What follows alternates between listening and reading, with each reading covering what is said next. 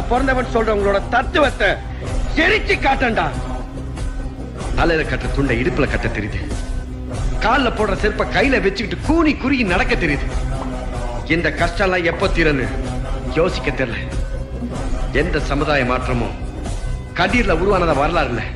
ஓ ஆணவத்தி அதிகாரத்தை அடிப்பணைய வச்ச இந்த இரண்டு எண்ணெய் அடிச்ச என் மக்கள் நாளைக்கு ஒன்னே அடிப்பாங்கிற நம்பிக்கையில்தான் ஒவ்வொரு அடியும் சந்தோஷமா நின்னு என் மார்பிள வாங்கினா, என் மார்பிள வாங்கினேன்.